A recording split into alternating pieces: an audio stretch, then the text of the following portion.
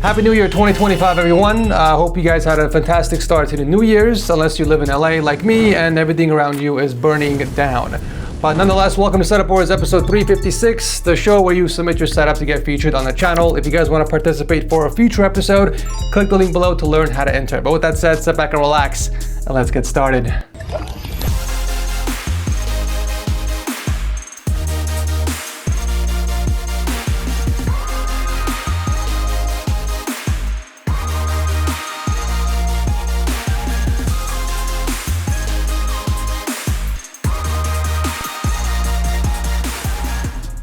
This video is sponsored by VIPYourCDKey.com. If you're building yourself a PC or you're looking to upgrade Windows, do not pay full price for a key and instead pick them up from here. They have legit Windows 10 Pro keys as well as Windows 11 Pro keys for dirt cheap. Using the code TS20, you'll get a nice discount. And after checking out, they will send you instructions on how to retrieve the key within a minute. And afterwards, all you have to do is go into the activation settings and put it in, and you're good to go. We are kicking off the episode with a clean and minimalistic setup all the way from the UK. So this belongs to Jacob, whose uncle Dan, also known as Quicks, was on Setup Wars back in episode 281. He helped Jacob put the setup together and he wanted him to stand out, but we can clearly see where the inspiration came from. So we have dual monitors in a T layout hooked up to an office desk and a similar gear arrangement to what Quicks used to have. What immediately catches our eye though is Jacob's gamer tag, FlixZ on the wall, custom made out of wood, along with the white spray painted wall panels flanking the setup on both sides. Both displays are 24.5-inch monitors from Alienware, but those thick black bezels do throw off the look a little bit.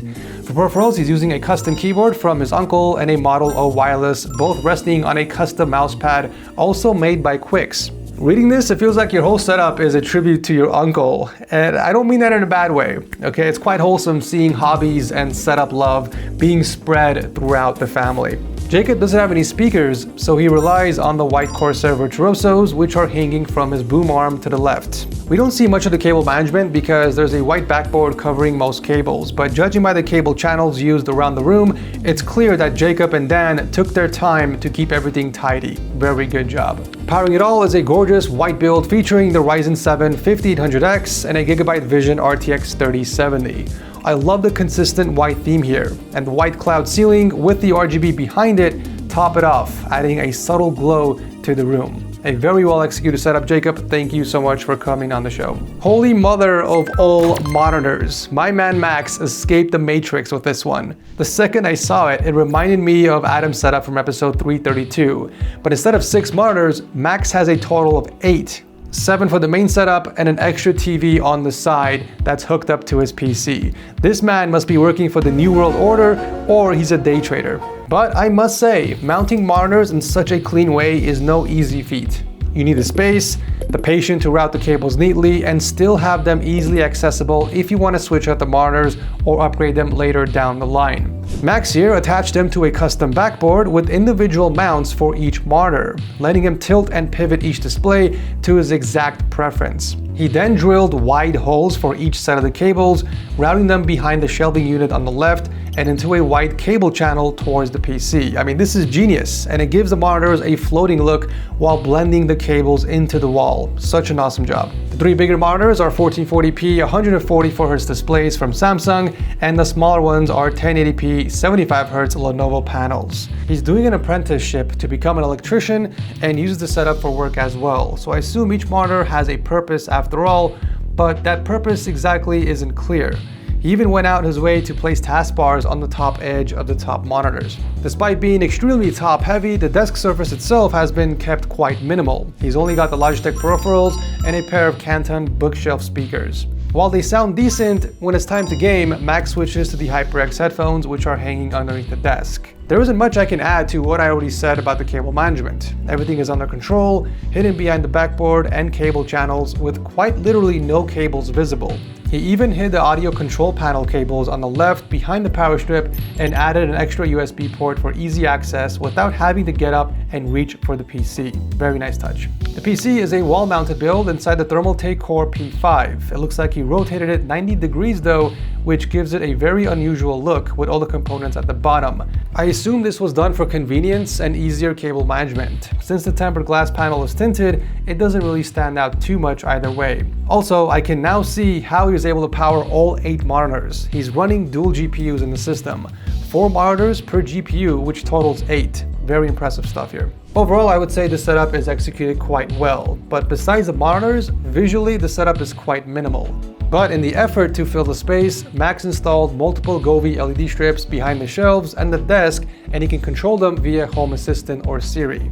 He can even turn on the PC with voice commands. Such an insane setup, Max. Thank you for coming on the show and sharing this with us, but if you're watching this video, please, for the love of God, let me know what you use each monitor for in the comment section down below. I'm sure a lot of us watching are dying to know. Coming at number 3, we have Michael, aka Flex, an active member of our Discord server who appeared in Setup Wars episode 282. The theme and foundation of the setup are mostly the same. We got a Carbly countertop with Alex drawers with the same exact monitor layout. But now, he replaced his top 27-inch display with a 32-inch HP monitor. There are some major additions in the bigger picture though. If you guys watched the previous episode, I mentioned how his black acoustic panels were overshadowing the setup and taking away from the presentation.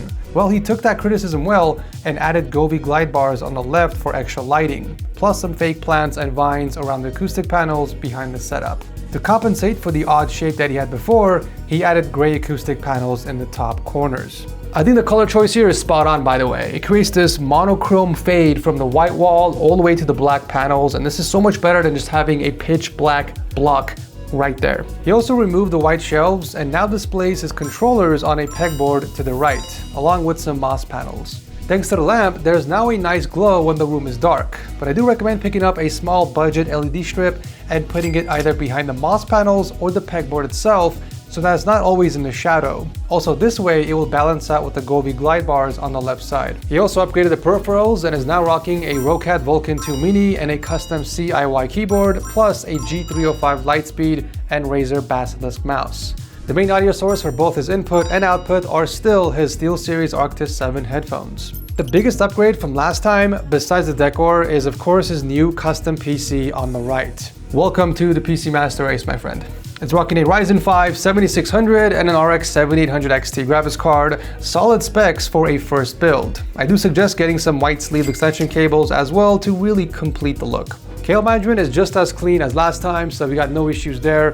Great upgrades from your previous setup, Michael, and thank you again for coming back on the show. Switching gears towards a more darker theme, we have MJ from the Philippines. What you guys are seeing here is a temporary setup in a small 5 square meter room while his house is under construction. He started building this right after the lockdowns back in 2021, and it's gone through a wild evolution from what he likes to call an internet cafe look to this sophisticated corner that balances function and form. His search for ideas and inspiration led him to Setup Wars, which eventually guided him through the realm of cable management, synergy, consistency, and more. You know, reading this really warms my heart, man. It's always a pleasure hearing how impactful this series can be. This temporary setup features a single 34-inch ultraride sandwiched right between his Edifier speakers, which he placed on stands. Hallelujah, for once we've got stands, boys and girls. I love how he decorated the walls with motivational quotes, especially when the setup is mainly used for productivity. That's also the reason why he went with a non-gaming custom modded Acco keyboard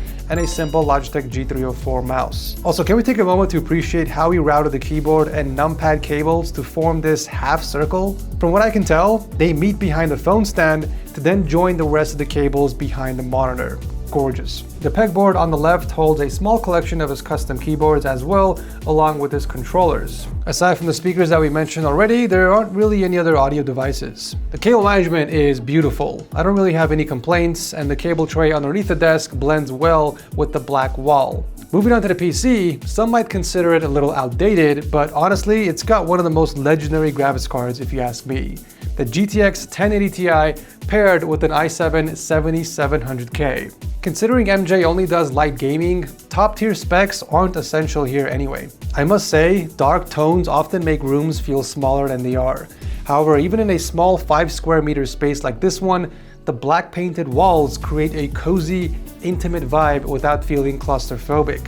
But when you pair that with warm wooden tones and subtle lighting, you get a stylish retreat rather than a confined, cramped box. Plus, darker tones can help reduce visual distractions, making the space feel calmer and more focused, which is perfect for someone whose aim is productivity.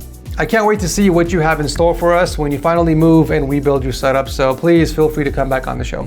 Last but certainly not least is Victor, an anesthesiologist from Chihuahua, Mexico, with this beautiful man cave. And right off the bat, I am loving that stone wallpaper he added. It's such a nice foundation for the entire room. He worked tirelessly for 11 years to finish med school, land his dream job, and finally build a battle station he'd always wanted, despite being criticized for his love of tech and gaming throughout his life. Wow, you guys should know one thing about me by now, and that is I hate bullies. Anyway, the setup is split into two sections. One is a Star Wars themed corner with his Mac Mini setup, while the other is a reading nook with an armchair for reading books. The angled wall panels around the armchair are such a great touch to add texture and guide your eyes to that spot. It's such a small detail, but it keeps the space from looking empty. And of course, he has a small snack stand nearby for the occasional munch. The main setup is held up by a custom-made desk and features dual 32-inch monitors in a T layout, a curved Gigabyte as the main, and an LG Ultra Gear as the secondary in vertical mode. But what's awesome is that he made sure to skin all the bezels in white to keep consistent with the color scheme, TechSource approved.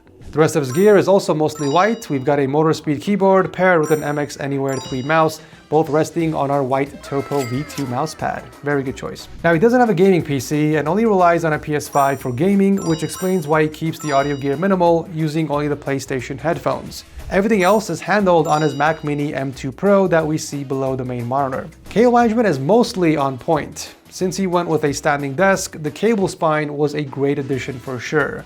I do see a power strip on the carpet to the right, which I'm not entirely comfortable with, but I won't complain too much. As much as I like this setup, I recently noticed on Instagram that this is actually not your current setup anymore, and you've upgraded it quite a bit. You mentioned you want to take home the seal of approval, but even if I were to award it, I unfortunately can't do it to a setup that doesn't exist anymore. So Victor, if you're watching this video, please come back on the show with your updated setup. I've kind of seen some clips and videos here and there, and I would love to share your new setup with everyone here. You're very talented, and don't ever stop spreading your love for tech. Thank you so much for coming on the show. And that is it for today's episode, folks. But before we head out, I do want to remind you about our Setup of the Month contest on Discord. Each month, we pick a new theme and let the community decide on who has the best setup in that category for a chance to win $200, a free mouse pad, and a chance to enter for the Setup of the Year contest with even bigger prizes. So make sure to join our Discord through the link below to find out how to participate, and don't forget to vote. That said, you guys know the drill. Let me know in the comment section which of these setups was your favorite. Thank you so much for watching. As always, Happy New Year's again, and I'll see you very soon in the next one.